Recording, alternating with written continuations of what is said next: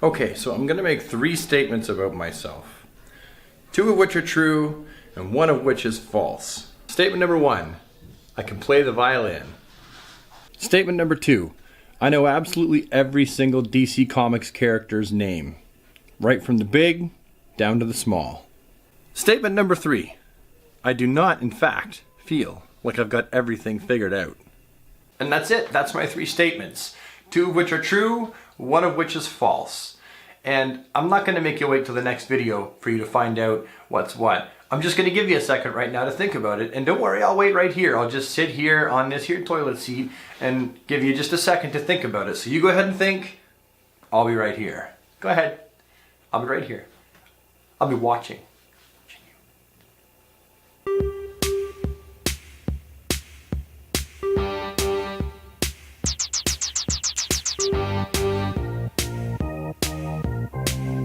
Okay, that's enough creepy. Listen, I'm just gonna tell you what it is. Statement number 1 is absolutely true.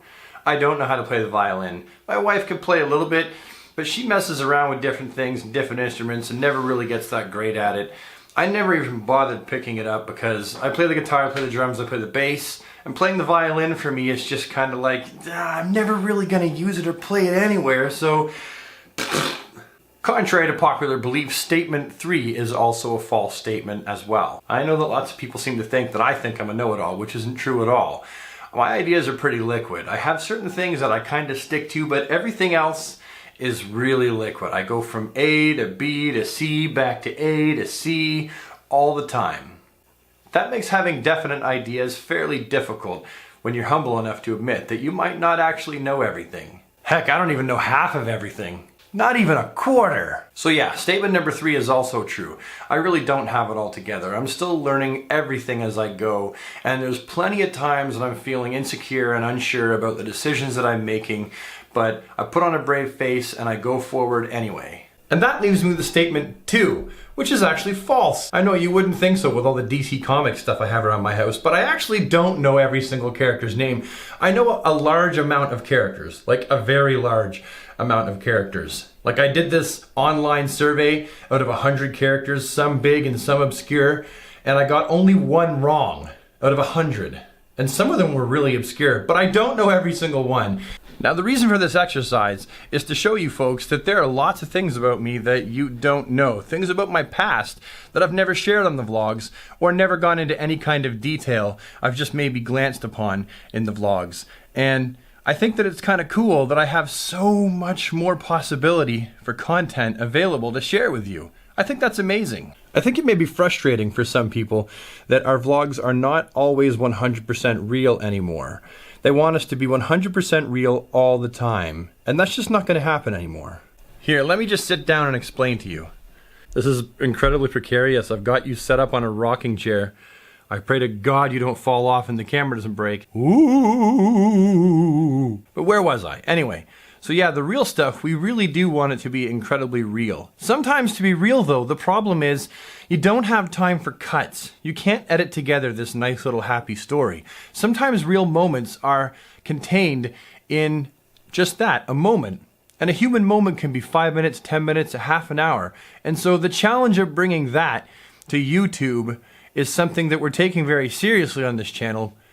We know that it has to be entertaining for people, otherwise people's attention span is gone. We know that it has to be relatable to people, otherwise they just don't want to watch it. They don't feel any kind of connection with what they're seeing. We also know there has to be some kind of predictability on our channel, and there's still a lot of changes going on. We're still finding our groove since coming back in September. And so how to capture those real moments in a way that is true to the event that is happening is tricky. We're working on it, don't worry, we'll get there. Sometimes the videos are highly edited, sometimes they're not. It is a bit of a piss off that people's attention span is so short that things have to be snap, snap, snap, snap, snap, otherwise they just click away. But that's what we're dealing with as YouTubers. Now the reason why we're doing some of the more fictional stuff, the storytelling based stuff, intermittent with the real stuff, is because the story itself tends to be a bit more interesting. And now that we've done the first 2 stories in a very, very basic format, we're going to start to film them in a slightly more cinematographic, I do it every time, I mess the word up, in a more filmic way. But I want you to understand something. Every time we film something, that is a fictional story, it's not completely fictional. There's aspects of ourself in there, and there's real life in there. The Christmas series is a much better example of this than the Halloween series. The Halloween series was simply our attempt at telling a story at Halloween, and people fell off. We fucked up. We didn't tell the story good enough, and people stopped watching. And it just is what it is. We just weren't flashy enough and entertaining enough, I guess. Whatever. Attention spans are fucked.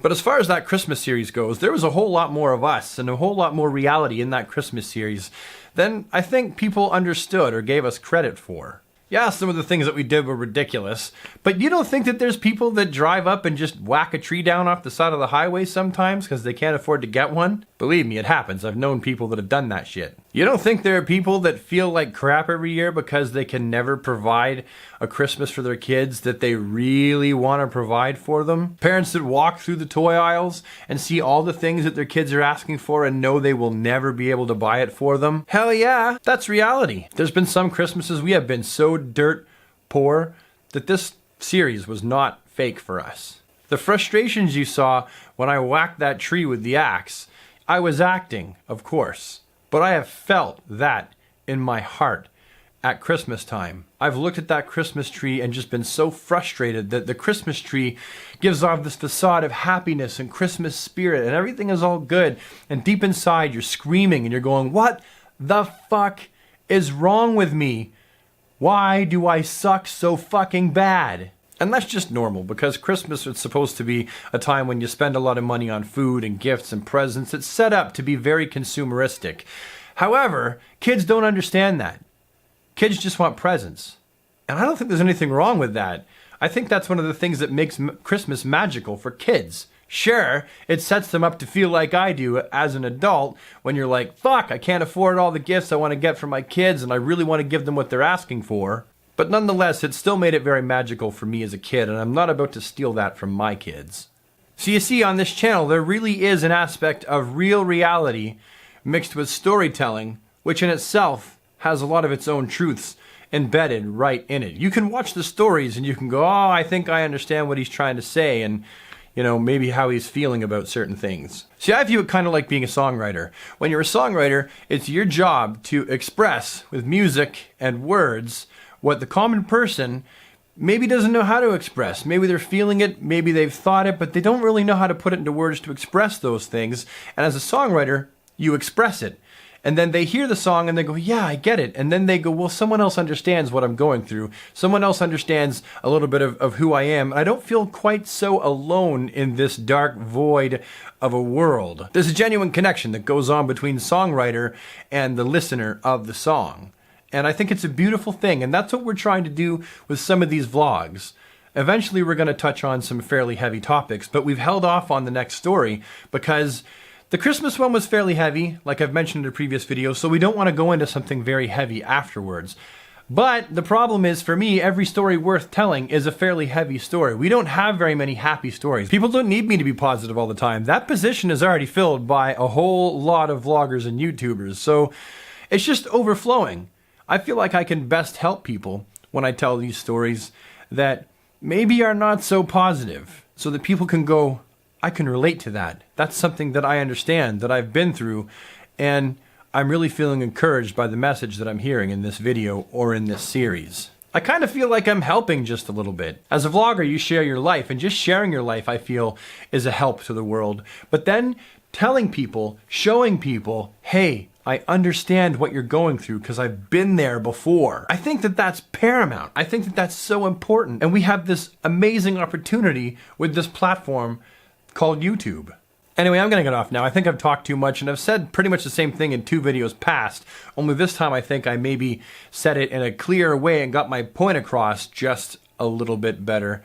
I know some people have been discouraged at some of the fictional stuff that we've been doing, but it's not gonna stop. It's not going anywhere. Those stories, I believe, need to be told, and we're gonna keep telling them.